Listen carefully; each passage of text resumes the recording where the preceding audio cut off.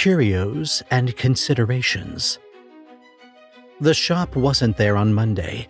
Karen Singleton walked past that stretch of Maple Street every day, had for 3 years, ever since she'd started at Goodfellow Aesthetics. She knew every storefront by heart, the dry cleaners with the flickering sign, the nail salon that always smelled like acetone and gossip, the vacant lot where the old hardware store used to be. But on Tuesday, between the dry cleaners and the nail salon, there was a door. Curios and Considerations, the sign read, in letters that looked hand-painted a century ago, established 1887. Below that, in smaller script, the perfect thing for the perfect person. Karen stopped, stared, checked her phone to make sure she hadn't somehow taken a wrong turn, walked down a different street, lost her mind entirely. The door was green, the windows were dark. A small placard in the glass read "Open" in faded gold letters. She should have kept walking, should have gone to work, smiled at Dr. Goodfellow, pretended she didn't fantasize about peeling his handsome face off with a scalpel every time he looked at Lisa Ann with those eyes that used to look at her that way, before he'd gotten bored, before he'd moved on, before he'd given the head PA position to the woman Karen had spent 2 years trying to destroy. She should have kept walking. She went inside. The shop was larger than it should have been. That was Karen's first thought. The storefront was narrow, maybe 15 feet wide, but the interior stretched back into shadows that seemed to go on forever. Shelves lined every wall, crammed with objects that caught the dim light and held it. Antique clocks and tarnished mirrors, porcelain dolls with eyes that followed you, jewelry boxes that hummed faintly when you passed. The air smelled like dust and roses and something older, something that made Karen's skin prickle with recognition she couldn't name. "Good morning." She spun. A man stood behind a counter she would have sworn wasn't there a moment ago. He was tall, thin, dressed in a 3-piece suit that belonged to another era. Waistcoat, pocket watch chain, collar starched so stiff it could cut glass. His face was pleasant, unforgettable, the kind of face you'd trust without knowing why. "Welcome to Curios and Considerations." His smile was warm, genuine. "I'm Mr. Considine. How may I help you today?" "I'm not sure." Karen looked around at the crowded shelves. "I don't even know what this place is." "We're a specialty shop." Mr. Considine folded his hands on the counter. "We help people find the perfect gift, the right gift, for someone who deserves something special." There was something in the way he said "deserves," a weight to it, a knowing. "Special how?" "That depends entirely on the recipient." He tilted his head, studying her with eyes that seemed darker than they should be. "Tell me, is there someone in your life who's wronged you? Someone who's taken something precious? Someone who deserves to understand what that feels like?" Karen thought about Brian Goodfellow, about his hands on her body, his promises in her ear, his lies that she'd swallowed like honey because she wanted what he was offering, the promotion, the prestige, the power. She thought about Lisa Ann Gordon, who'd been doing the same thing, who'd been better at it, who'd won. She thought about the look on Brian's face when he'd announced the promotion, apologetic, dismissive, already moving on. "You understand, Karen, it's just business." "Yes," she said. "There's someone." Mr. Considine's eyes widened. "Then you've come to the right place." He listened. That was what surprised her most. He didn't interrupt, didn't judge, didn't offer platitudes about forgiveness or moving on. He just listened as she told him everything. The affair, the promises, the competition with Lisa Ann that she'd thought she was winning, the betrayal, the humiliation of watching her rival take the position Karen had earned on her back. When she finished, Mr. Considine nodded slowly. "Dr. Goodfellow," he said, "a man who uses people, who takes what he wants and discards the rest." He reached beneath the counter. "I have just the thing." He set 3 objects on the glass. The first was a ring, silver, set with a stone so dark it seemed to swallow light. "The ring of creeping shadow," Mr. Considine said. "Once worn, it cannot be removed. It begins to poison the wearer slowly. Their skin blackens, starting at the finger, spreading toward the heart. They watch it coming. They know what's happening, and they can do nothing to stop it." Karen stared at the ring. It was beautiful, terrible. The second, Mr. Considine gestured to an antique clock, ornate brass and crystal, its hands frozen at midnight. "The counting clock. It arrives keeping perfect time. Then it begins to run backward, counting down to the exact moment of the recipient's death. They can't escape the ticking. It follows them everywhere, into their dreams, into their waking hours, until the count reaches 0. "And the third?" Mr. Considine smiled. He opened a wooden case, revealing a set of antique surgical instruments nestled in velvet, scalpels, forceps, and something else, something with a long handle and a sharp curved blade. "An antique surgeon's kit," he said, "including a complete lobotomy set. Once received, the recipient begins to feel unwell. Physical ailments first, then mental. They become convinced that something is wrong with their brain, that the only cure is surgery, and eventually, inevitably, they decide to perform the procedure themselves." Karen couldn't look away from the kit. The instruments gleamed in the low light, hungry and patient. "He's a surgeon," she whispered. "He'd know how to—" "Yes." Mr. Considine's voice was soft. "He would know exactly what he was doing. Every cut, every consequence. He would be fully aware, right up until the moment the blade touched his frontal lobe." She thought about Ryan Goodfellow, about his steady hands, his confident smile, his absolute certainty that he was better than everyone else. She thought about him holding those instruments, pressing that blade to his own skull, knowing what was about to happen, and doing it anyway. "The surgeon's kit," she said. "I want the surgeon's kit."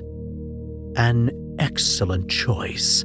Mr. Considine closed the case, slid it toward her. "Now, the matter of payment. How much?" "We don't accept money." He reached beneath the counter and produced a sheet of parchment, yellowed with age, a drop of blood, a press of your thumb, and a small piece of your soul, collected later, at a time of our choosing. Karen laughed. "My soul?" "You'd be surprised how little most people miss it." Mr. Considine's smile never wavered. "The blood is symbolic. The soul is interest. A small price for what you're purchasing, don't you think?" She should have walked away, should have recognized the trap, the too-good-to-be-true nature of the transaction, the predatory gleam behind those pleasant eyes.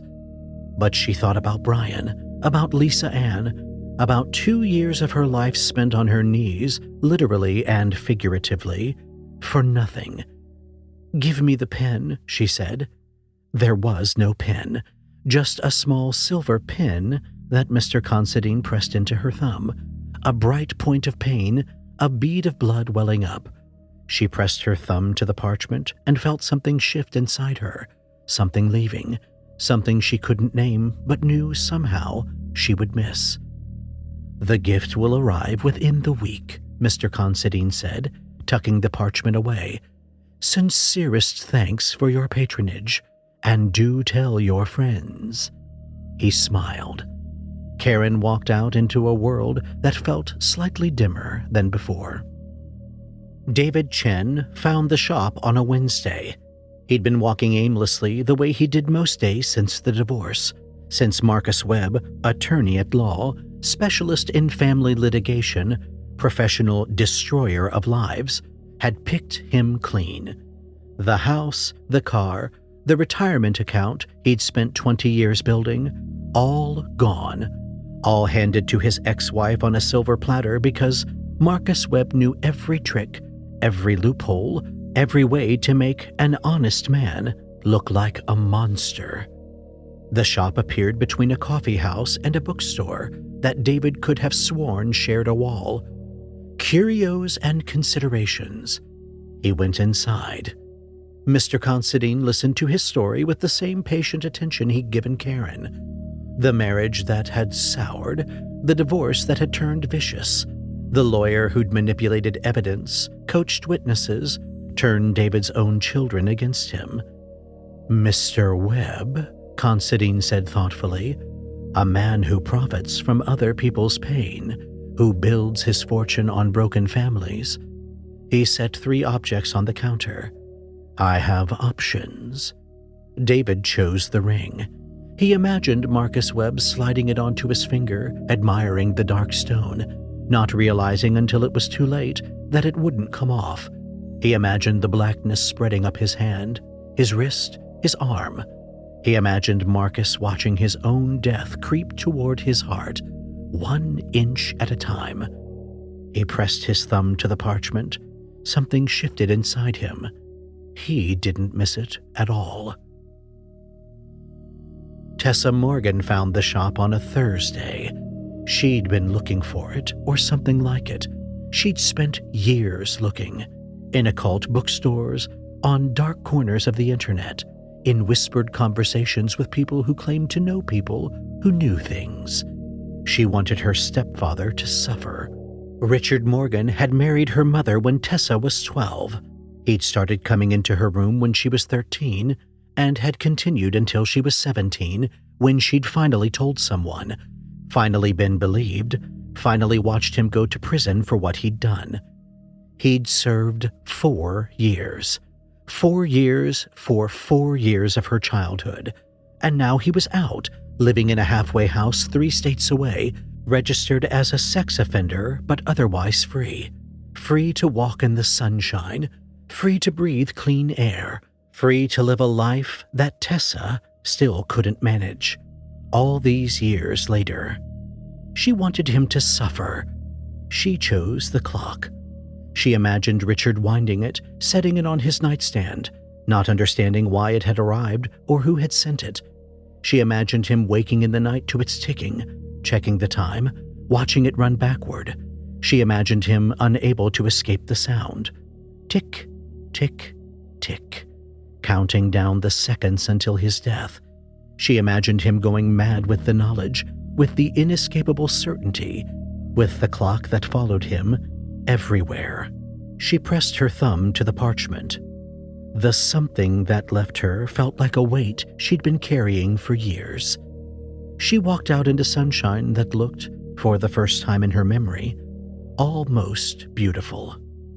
Brian Goodfellow opened the package on a Saturday morning. He was alone in his home office. His wife was at yoga, his kids at their grandmother's. The package had arrived without a return address, wrapped in brown paper, tied with twine that looked like it belonged to another century. Inside was a wooden case. Inside the case were surgical instruments. Brian frowned, examined them. They were antiques. Beautiful, actually. Scalpels with ivory handles, forceps made of brass, and something else, something he recognized from medical school, a leucotome, a lobotomy instrument. There was a card, for Dr. Goodfellow, with appreciation for your service. He assumed it was a gift from a patient, maybe one of the wealthy housewives whose faces he'd lifted, whose bodies he'd sculpted. They were always sending gifts, wine, watches, once a very expensive car. He set the case on his desk, admired the craftsmanship, went about his day. The headache started that night. Marcus Webb opened his package on a Sunday. He was in his corner office catching up on case files when his assistant brought it in. No return address, no postage, just his name written in elegant script. Inside was the ring, silver, with a stone so dark it seemed to drink the light. Marcus turned it in his fingers. watching the way it caught the glow from his desk lamp. Beautiful, expensive-looking. He had no idea who had sent it. He slid it onto his finger. It fit perfectly. He went back to his files. An hour later, he tried to take the ring off. It wouldn't move. Richard Morgan opened his package on a Monday.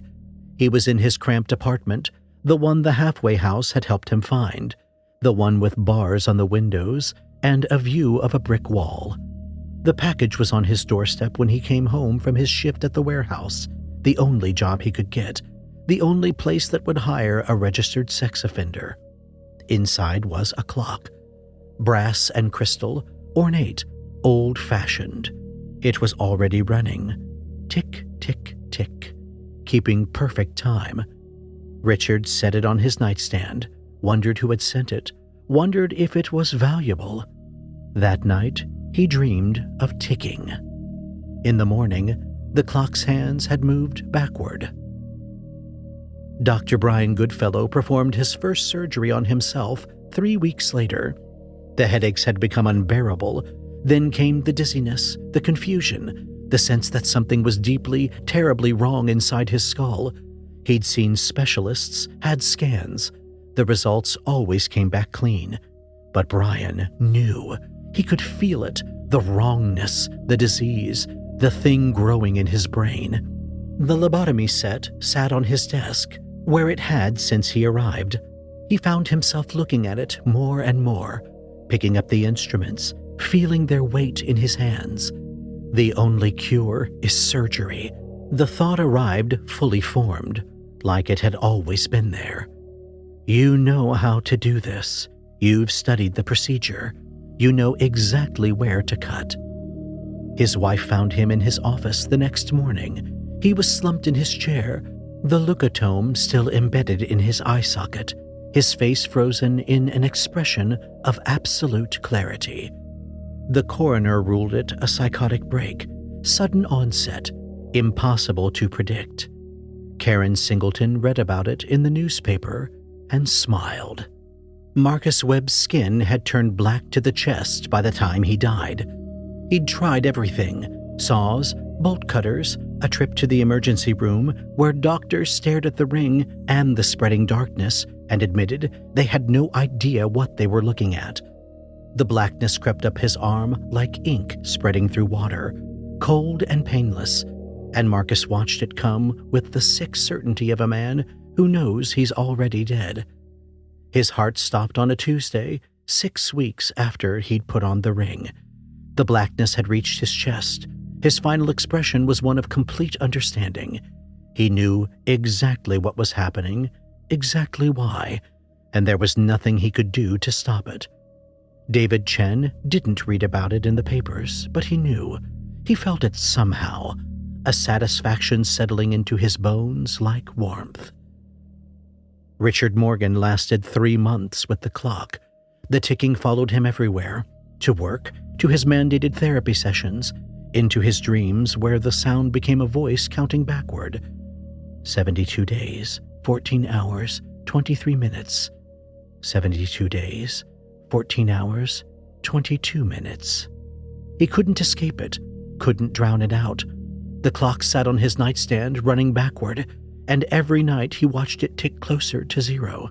He tried to destroy it, threw it against the wall, smashed it with a hammer, dropped it in the river. Every morning, it was back on his nightstand, ticking, counting, waiting. When the hands finally reached midnight, 0 hours, 0 minutes, 0 seconds, Richard Morgan's heart simply stopped. The coroner found no cause of death, just an old clock on the nightstand, its hands frozen at 12. Tess Morgan didn't attend the funeral. She didn't need to. The package arrived on Karen's doorstep 6 months after Brian Goodfellow's death. She'd almost forgotten about the shop by then, almost forgotten about the parchment, the pinprick, the something that had shifted inside her when she pressed her bloody thumb to the paper. Life had moved on. Lisa Ann had taken over the clinic after Brian's death. There was no one left to compete with, and Karen found a new job, a new apartment, a new life that felt almost normal. The package was small, brown paper, twine, no return address. She carried it inside, set it on her kitchen table, stared at it for a long moment before pulling the string. Inside was a box. Inside the box was a brooch. It was beautiful, a beetle made of gold and emeralds and tiny sapphires that glittered like eyes.